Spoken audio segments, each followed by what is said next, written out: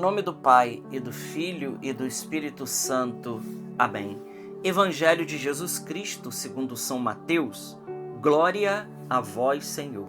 Naquele tempo, Jesus disse aos seus discípulos: a vinda do Filho do Homem será como no tempo de Noé, pois nos dias antes do dilúvio, todos comiam, bebiam, casavam-se e davam-se em casamento, até o dia em que Noé entrou na arca, e eles nada perceberam, até que veio o dilúvio e arrastou a todos.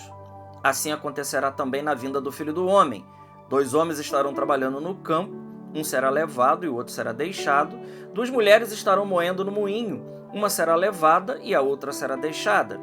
Portanto, ficai atentos, porque não sabeis em que dia virá o Senhor.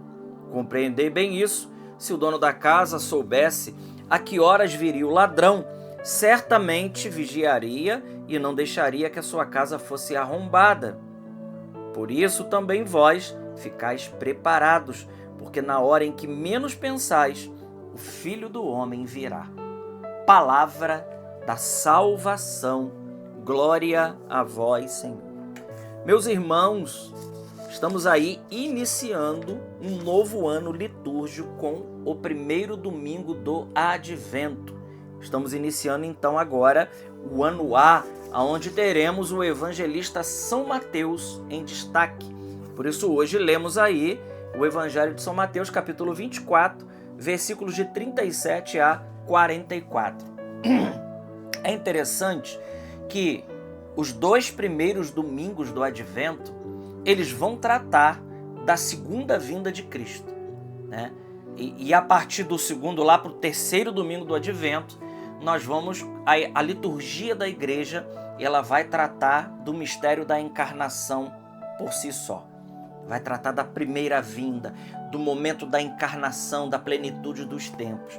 Então, esses 2 domingos, esse primeiro domingo e o domingo que vem, nós vamos tratar aí da segunda vinda de nosso Senhor Jesus Cristo. São Pedro, quando ele comenta esse texto, ele vai dizer lá na sua primeira carta e na segunda carta que uma vez que tudo isso vai acontecer, São Pedro diz: considerai qual deve ser a santidade da vossa vida enquanto aguardais e apressais a vinda de nosso Senhor. São Pedro então está dizendo, ora, se tudo irá se desintegrar, se a força do cosmos ficará abalada, se a terra ficará abalada, se o universo criado ficará abalado com a vinda de nosso Senhor, qual deve ser para nós a santidade da nossa vida? Que santidade de vida, que homens devemos ser, pois se tudo no céu e na terra o Senhor chamará.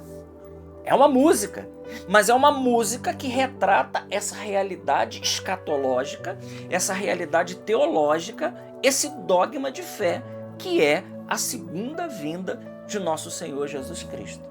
Que santidade de vida, que homens devemos ser, pois se tudo no céu e na terra o Senhor chamará.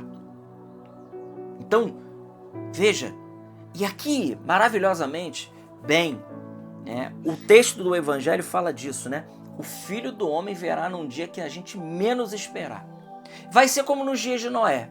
Casavam-se, bebiam, comiam, davam-se em casamento, empreendiam seus negócios, até que, na época de Noé, o dilúvio se abateu sobre todos e só sobreviveu Noé, a sua família ali e aqueles bichos que ele colocou na arca. E aqui é interessante, a imagem da arca é a imagem da igreja. A igreja que é a barca de Cristo, o qual, estando dentro da igreja, estamos dentro da salvação. Fora da igreja, a destruição, a morte, né? Há uma vida longe de Deus. E tudo isso por causa de quê? Por causa do pecado. Então veja, o texto do Evangelho está querendo dizer para nós a respeito da segunda vinda de Cristo, mas quer nos chamar, não só quer falar aquilo que nós já sabemos. Por fé, por dogma, nós já sabemos que Jesus voltará uma segunda vez. Quando? Quando Jesus vai voltar? Não sabemos. Nós não sabemos.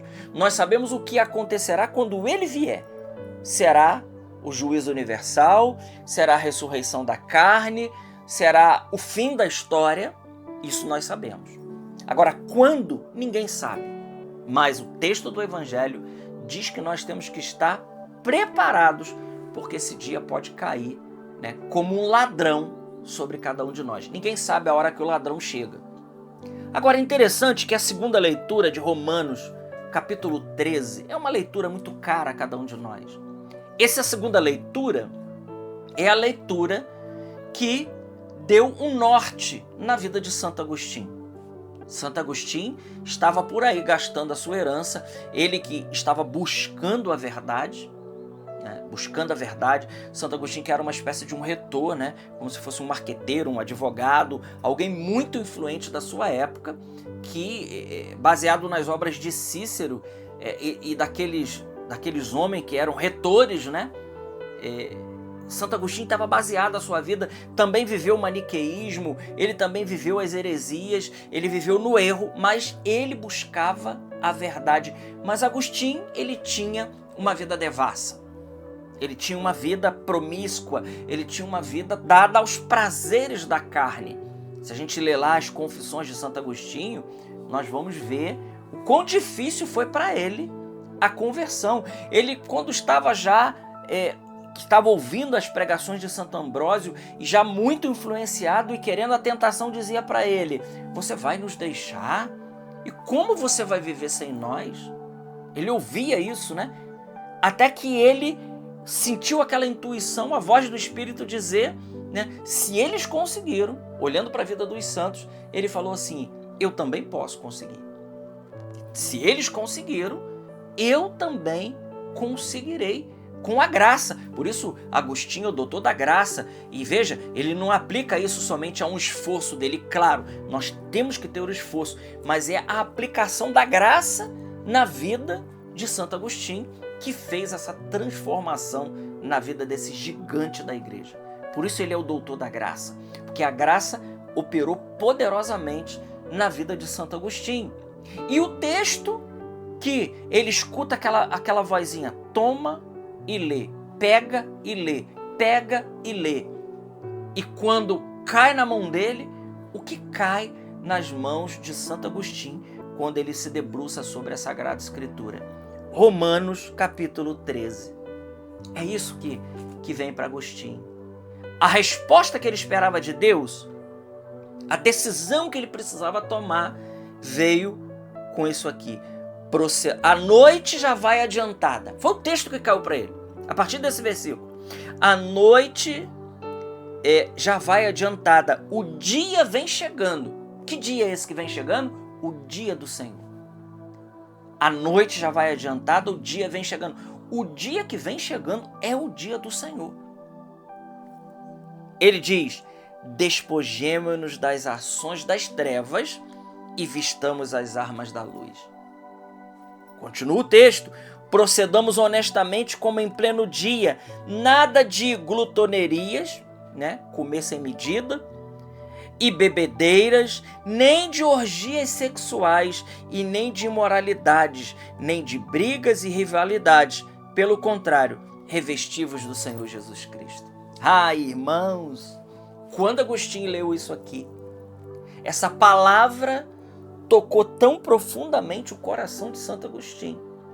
E ele não só se tornou um bom cristão, ele se tornou um excelente cristão, ele se tornou um sacerdote, ele se tornou bispo de Hipona e defensor da fé católica. Mas não só isso, ele se tornou santo da igreja. E não só isso, ele se tornou doutor da igreja. Essa é a história de Agostinho. A conversão de Santo Agostinho, ela é uma conversão que precisa mexer com o nosso coração. Porque o homem estava aí, por aí, dando bobeira com a sua vida, até que ele quer tomar uma decisão, mas ele vê que ele não consegue.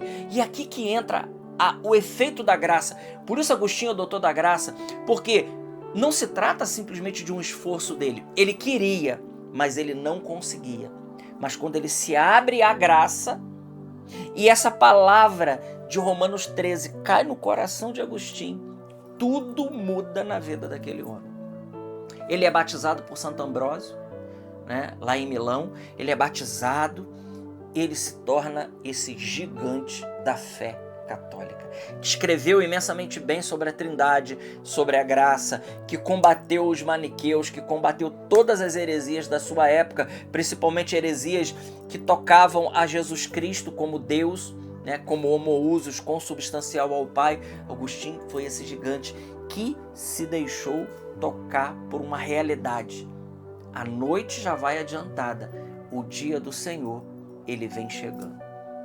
Meus irmãos, tempo do advento, tempo de preparação, tempo de conversão, tempo de metanoia, de mudança de vida. Eu quero dizer para você, finalizando essa meditação, a noite, ela já está adiantada. Já se passou mais de 2000 anos da primeira vinda de Cristo. Quando será a segunda? Não sabemos. Mas sabemos aquilo que a igreja nos ensina. Desde o momento da encarnação, paixão, morte, ressurreição e glorificação na ascensão de Jesus aos céus, a segunda vinda de Cristo, ela pode ser a qualquer momento. Isso é o catecismo que nos diz. Quando pode ser a segunda vinda de Cristo? Pode ser hoje, pode ser amanhã, pode ser depois de amanhã. O catecismo diz que a partir desses eventos, a segunda vinda de Cristo, ela é iminente. E a gente sabe o que é algo iminente. Pode acontecer a qualquer instante. Então, vistamo-nos nas armas da luz e não procedemos como aqueles que estão nas obras das trevas. Vivamos uma vida na graça e quando chegar o dia, seja pela nossa morte, ou seja a segunda vinda de Cristo que nós estamos falando aqui, nós estaremos de pé, preparados, porque estamos na luz de Cristo. Glória ao Pai, ao Filho e ao Espírito Santo, como era no princípio, agora e sempre. Amém. E salve Maria Imaculada.